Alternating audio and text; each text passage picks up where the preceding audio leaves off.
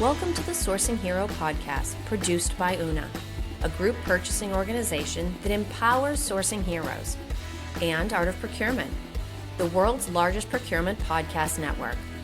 I'm your host, Kelly Barner.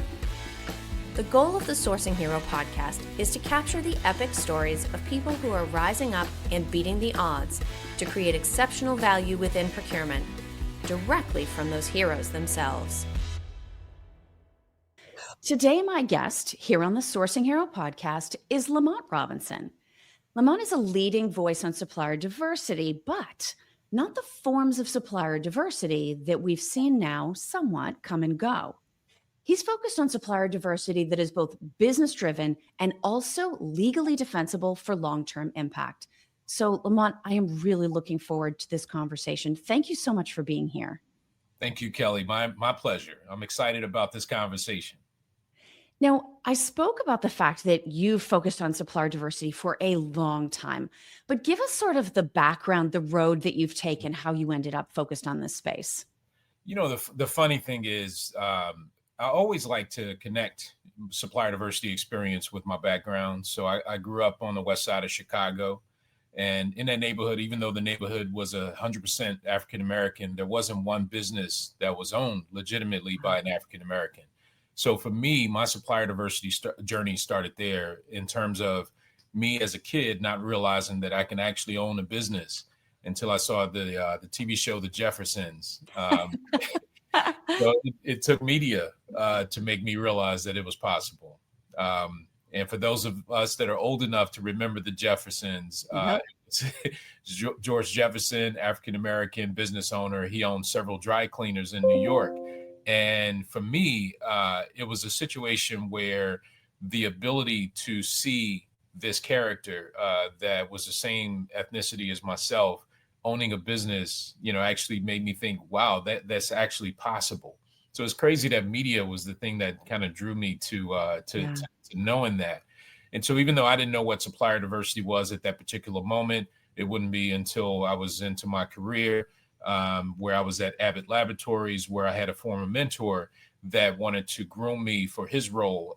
He was about to retire as their supplier diversity leader. So that's when I was introduced to the world of supplier diversity. And I'll tell you, once I found out about it, it's like the world opened up, the lights turned on. I just thought, this is it. This is where I want to be. Well, and it's so funny. I will just add this for the young folks in our listening audience. If you have not seen The Jeffersons, you are so missing out because, yes, it talks about all the things that you mentioned, Lamont, but it is wildly funny. Like, Absolutely. It is hysterically, wildly funny. So assignment, new addition to the watch list for the coming weekend, whenever you're hearing this. If you haven't ever seen an episode, go check out The Jeffersons. Now, as we look back to the corporate progression that you've been on and the roles that you've been on right now from let's just say a cultural climate perspective, supplier diversity is not getting the focus and the elevation that it has in years past. And so when you and I connected to talk about doing this episode, one of the things you said that really stuck with me is that there's a lot of people who do or have worked in the supplier diversity space that can't speak openly right now because some of the corporate comms and PR restrictions that they operate under, but you can. So I want to start by setting the tone and giving you the opportunity to share with us what you feel like it's important to say right now that even you in past positions could not speak openly about. Kelly, over the last couple of years, it's been disheartening as not only a supplier diversity professional, but a diversity professional in general, to just see the attacks on DEI and subsequently supplier diversity. But more importantly, for those that, like myself, for a few years, individuals that are professionals that work for corporations that really were handcuffed because they really couldn't say anything. You had legal teams that you had to align with in terms of talking points, and because of the company's brand within various communities, there are certain things that you had to avoid saying. And so it's almost like you just have to sit there and just take the attacks, and you didn't have a voice. So once I became independent again, one of the things that got me excited was the fact that now I can be that voice for my peers. my peers that really need someone that has been in this space for a long time, as you mentioned, 20 plus years, that would have the expertise, that's been around, that's built successful supplier diversity programs, but more importantly, that could speak to the unfortunate situations of the attacks against diversity. So my expertise is supplier diversity. So I'll never profess that I'm a DEI expert, but Sure. what I do know is that in the supplier diversity space, you've got jobs that are lost. You've got individuals that have been doing this for a long time that have been displaced and placed into various roles. You've got title changes of programs just because of threats that are out there. And so for me, I see this as not only an interest in terms of pursuing this, but really accountability because of the amount of experience that I have in this space. Well, one of the things that I appreciate, and we're going to start getting into some of the advice that you have, is that you've really thought this through. And I think it means two things. You recognize some of the approaches, even the metrics that have been used in the past, and you're looking at, okay, how do we learn from why those didn't help us achieve the things that we wanted to achieve? And you're applying that critical thought to figure out, okay, what does the next evolution of supplier diversity look like? So maybe let's start with the big one, because I actually think this is shared across all of procurement. Mhm. One of your biggest critiques is that supplier diversity became overly reliant on spend or spend under management or spend with diversity on suppliers as its primary metric. Why do you think this became such a stumbling block or a limiting factor for the practice? The funny thing about that, first of all, thanks for asking that question, Kelly. And I think the funny thing about that is that I've had employers that that's all they looked at was in terms of measuring the success of the program was how much we've spent with diverse suppliers. And for me, again, as I mentioned to you, the reason why I got into supplier diversity was more about the impact. And so we don't talk about impact as much. And what I mean by impact is how many jobs are created by diverse businesses. And that's not just for underserved communities that are in urban areas. I'm talking about rural as well. You've got a lot of rural small businesses that are employing individuals in underserved communities and allowing them to be financially independent. So when you heavily rely on spend, number one, you're not speaking to the impact of the program in terms of what is the true indicator of a successful program. But you're also setting yourself up for further attacks, because if all you can talk about is our program is successful because we spent X number of dollars, we went from this percentage up to that percentage, then that doesn't say anything about the true impact of it. And those that are attacking the program, you're not going to find anything to make it defensible. So for me, when you focus more on impact, the number of jobs, the amount of taxes that those individuals pay within those communities, and you start thinking about the impact of those taxes paid and how that dollar is circulating around those respective communities, that's how you talk about a strong supplier diversity program. I could easily go out there and give a contract to a large multi-billion-dollar global minority-owned business. Sure. And guess what? They may not add one job to underserved communities. So it defeats the purpose. Yes, I was able to achieve my spend goals and appease the employer that's pushing for those spend goals, but it doesn't help those individuals that were like myself, the kid in the underserved community that's relying on companies to hire, family members or those in the community. So that, guess what? The more you have an economy within the community that's revitalized, the less crime you have and the more education that you emphasize and things of that nature. So again, we're missing the point of all we're talking about is spend, and we're setting ourselves up to have our programs eliminated. Yeah. Now, if the impact in terms of jobs created, I love some of those examples you shared, because you're not just saying, oh, we shouldn't just look at one metric. We should think about it, in a non-measurable, qualitative, sort of holistic way. You're suggesting alternate metrics that can be used. Mhm. With the shift from traditional approach to something a little bit bigger minded, do you think procurement remains the right home for supplier diversity ownership within corporations? Yeah, great question.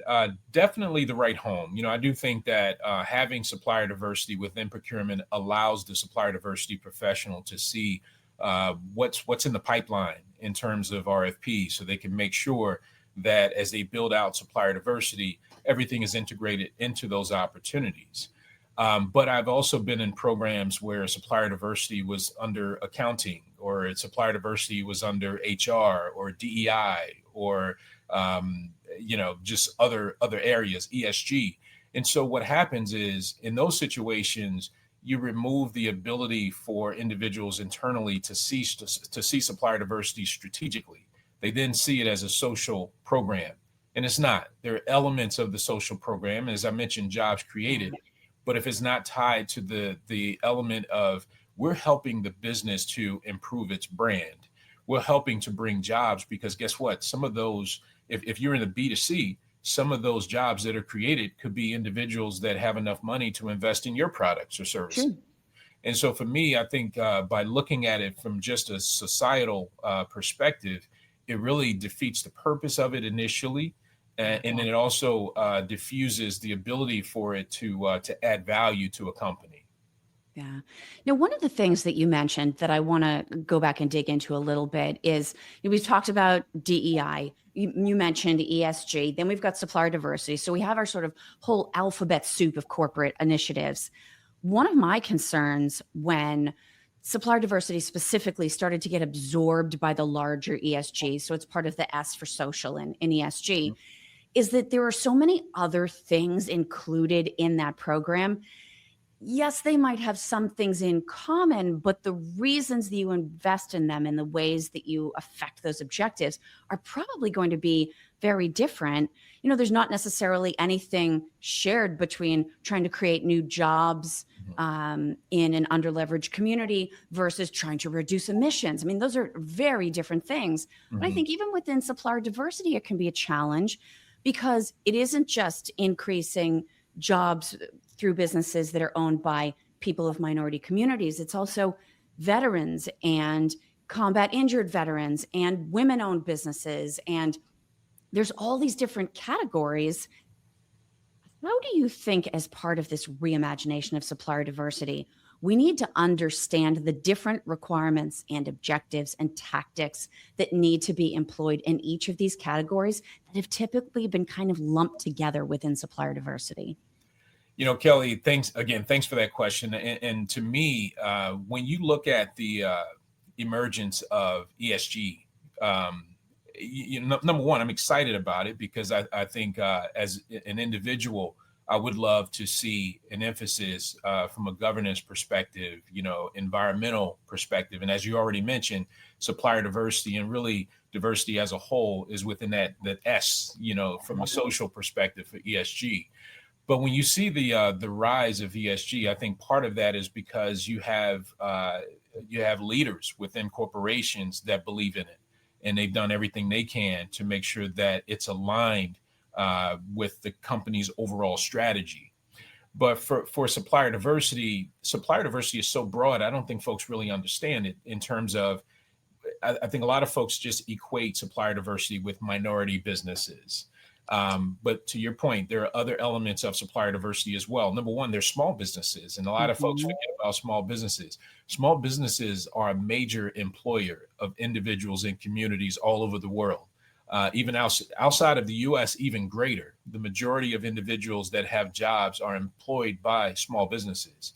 And so we can't move away from that, and the emphasis on how can we support small businesses, which may be different than how I support a minority business. And as you mentioned, there are other diversity classifications, such as women-owned businesses, extremely important. Guess what? A lot of women-owned businesses employ a lot of women. And so from that perspective, now you have probably single moms, that have the ability to be able to put food on the tables of their families because of a woman-owned business. You have veteran-owned business.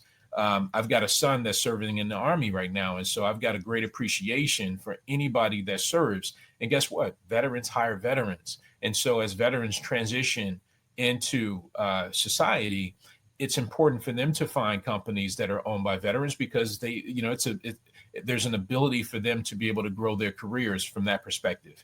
And then you have LGBTQ, which is one of the more recent diversity classifications, and definitely one that, while it's in the bucket of supplier diversity, that's handled differently, because you have individuals that are building their businesses not necessarily in LGBTQ communities. So they're broad in terms of their approach,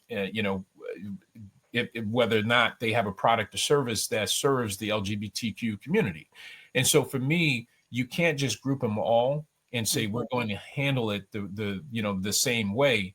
You have programs or companies that have employee resource groups that have specific designations for ways that they support those individual classifications. So supplier diversity could be the same in terms of how it's aligning itself with some of those employee resource groups and those specific advocacies. Now, one of the other things, I think this is actually one of the most important things we're going to talk about today, is that some of the supplier diversity programs and activities have come under fire because questions have been raised about whether or not they are legally defensible. So one way of looking at it is to say, we as a corporation would like to give an opportunity to a business that meets these requirements because we believe it's important to invest in these individuals and communities. The flip side of that, if not handled right, might look like we will only give so much money to a business that meet these requirements, where in most corporate spheres, you're not allowed to differentiate, for instance, based on race. And so it creates this gray area that becomes difficult for companies. How can people listening in understand how they can both build a program that's strong enough to remain legal and legally defensible while also making it as impactful as they would like to see it become? Yeah. So number one, don't run away from the threats. I think that's one thing. This world is filled with many examples of companies being threatened by groups or individuals. And instead of running away, they continue to move forward in their pursuit. So don't run away from it, and don't feel like you have to change the name. Again, I've got a movement that I'm pushing across called, keep the name, but change the game. And so the change the game is what we should be focusing on, in terms of how can we build programs that would stand the test of times against those attacks. Just because you have a solid program, and even if your program is 100% legally defensible, that doesn't mean that it's going to prevent the attacks. Defensible is the key word there. So for me, in building a legally defensible program is, number one, make sure that the program is devoid of any quotas. Especially spend quotas. When you talk about we have to have a certain percentage of spend with these businesses, that doesn't mean that if you eliminate the language for spend quotas, that doesn't mean that the interest goes away. You can still look at and evaluate, just like any leader would evaluate, where are the deficiencies within the spend areas, and then to do what you can do to try to pursue opportunities to go after and increase those areas of opportunity. But you don't have to put it out there publicly to say that, this is what our percentage of spend should be. So hopefully no one has that anymore on their web pages, but it doesn't mean that, again, you run away from it. You still have the desire, but make sure you get rid of that, because it's an easy attack for those that are coming after your programs. Another way to make your program legally defensible is to broaden the program in terms of the diversity classifications. Again, doesn't mean that you are running away from a desire to help increase spend with minority businesses, but maybe you want to highlight the success stories that you've had in underserved rural areas that are owned by small business owners that may not be minorities, but guess what? They have a strong base of employees that are minorities. Yeah. So to me, in that situation, I'd rather do business with a company that may not be owned by a minority, but they're hiring a lot of minorities, versus a multi-global, minority business that's not hiring minorities. So it's just get a feel for what the types of programs or companies that you're partnering with from that perspective. And then the last thing that I'll talk about is, as you build a program from the perspective of development. Think about how you're helping these small and diverse businesses develop, because it's one thing to give these businesses opportunities. It's another thing to set them up for failure. And so again, make those development programs broad enough so that you're not just zeroing in on a specific diversity classification, because the ultimate goal is, again, as I mentioned earlier, is job creation. So if and when you get attacked, if what you can talk about is our program success rate is about the number of jobs that we're adding in communities, there's not a politician out there that's going to argue that what you're doing in terms of creating jobs in underserved communities is a bad thing. So again, that's where the emphasis has to be. Yeah. Now, one other angle on this idea of jobs and job creation, and this is something that I've been very uncomfortable about because this is something I've covered extensively. I've interviewed a lot of supplier diversity program managers, champions within a team, even if it wasn't officially sort of their whole title. Mhm. What most companies did, and I think it was a very logical, practical thing to do, is they'd say, okay, someone needs to own, we all have a role to play, but someone needs to own supplier diversity. And so inevitably, they would look at the team and look at qualifications, but a lot of times the final decision was made to select someone that belonged to one of the categories that fell within supplier diversity. So it might be a person of color, it might be a woman, it could be a veteran, it could be a member of the LGBTQ community. And so what happened when all these programs started to scale back and in some cases shut down, you took the exact community of people that we were trying to help through the program. And in some cases, they were either displaced within the company or lost their job altogether because that's what they were so known for doing, that maybe not enough creativity was applied to leverage the other skills and knowledge and experience that they had. I'm not speaking from a scientific place on that. I don't have data to cite. I'd be interested to know, is my observation around what happened with employment there sort of what you've seen as well? And is there maybe an opportunity that companies have missed in how they manage that transition? Kelly, I think you hit the nail right on the head. Absolutely. I think it's as easy as going to a conference and seeing the types of people that are representing these programs. And to your point, it does become a situation where those individuals are almost like typecast, into those roles. And don't get me wrong too. I think some of that, the individuals that are attacking DEI, they know that data, and Yes. it's on purpose that they've gone after those programs because guess what? They know a lot of those jobs will be displaced, and so for me, it's a failure for the corporations to just automatically typecast those individuals into those roles, but also more importantly, not develop those individuals so that they saw a clear path towards success in other roles. Just because you become a supplier diversity person doesn't mean that you have to spend, like I did, 20 plus years in supplier diversity. I did that because that's my passion.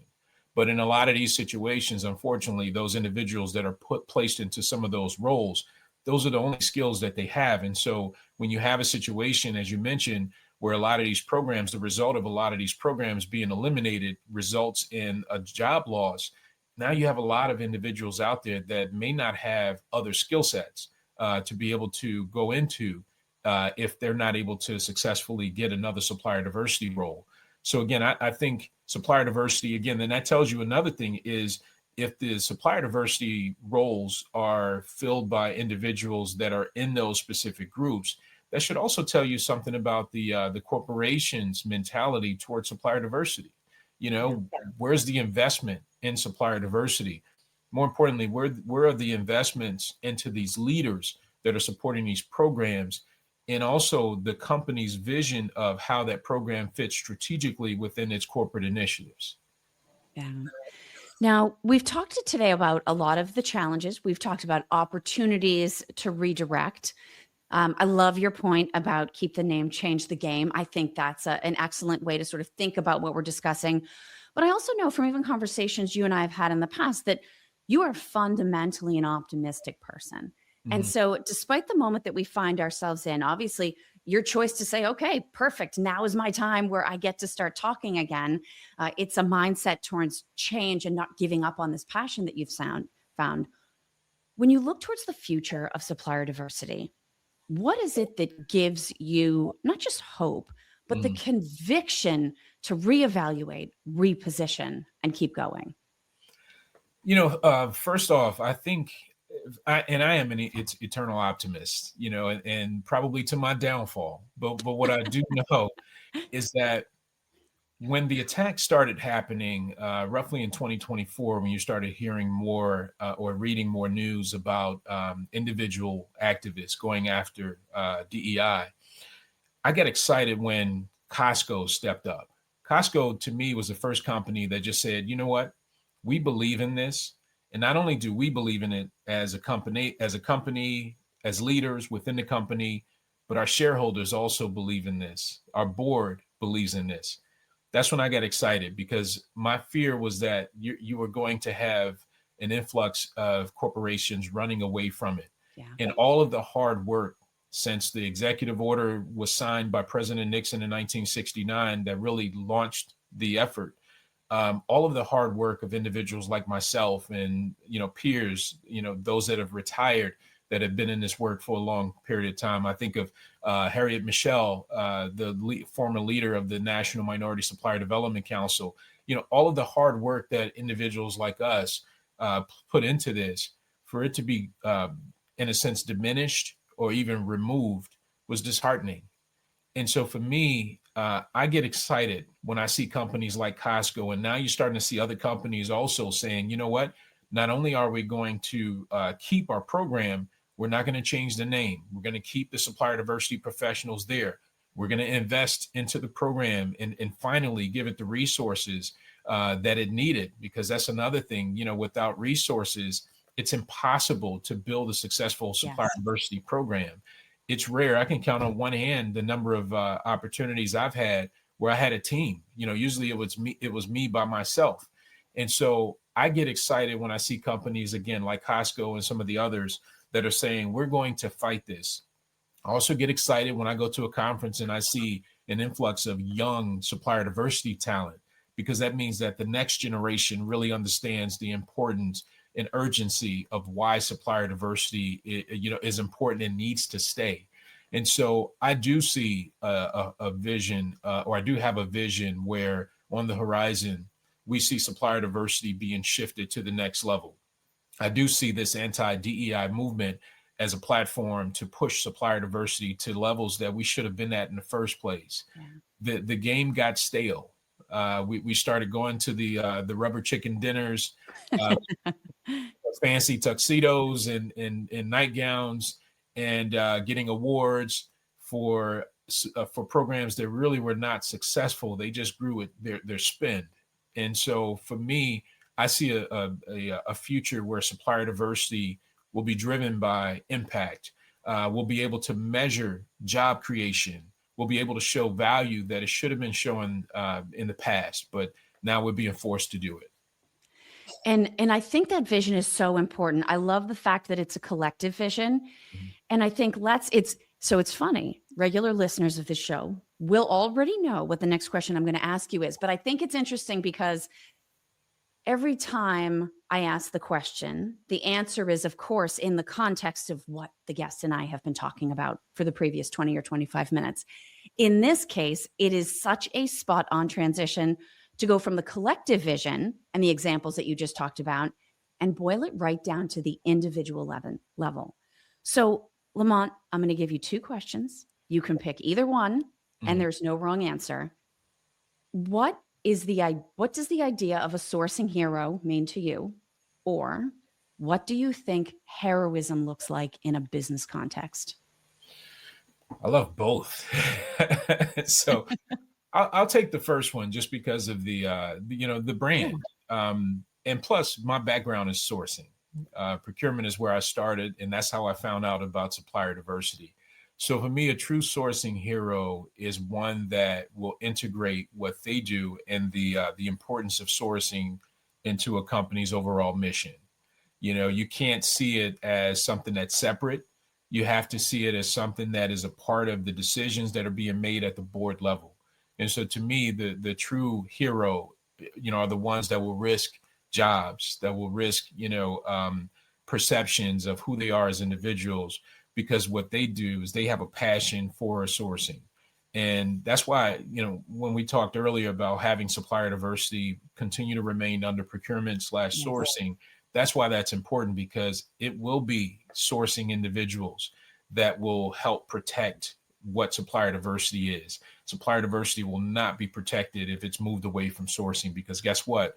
Everything that we do in terms of, when you think about cost savings, and if you can't improve a company's profit margins if you don't have a successful sourcing mechanism. And so to me, those are the true sourcing heroes, are those that are willing to risk life and limbs, to support the efforts of sourcing and to educate internally the importance of sourcing. Yeah.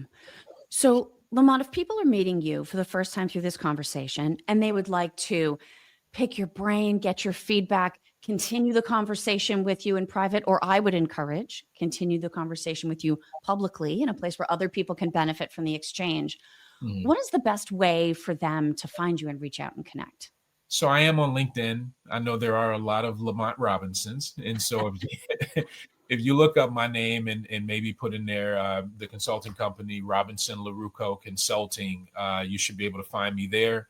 Also, if you want to send an email, I'm not afraid to put that out there as well. So you can send an email to Lamont, LAMONT, at rlcdiversity.com. Lamont, thank you so much for this conversation. Thank you for not walking away from this mission and staying on your path.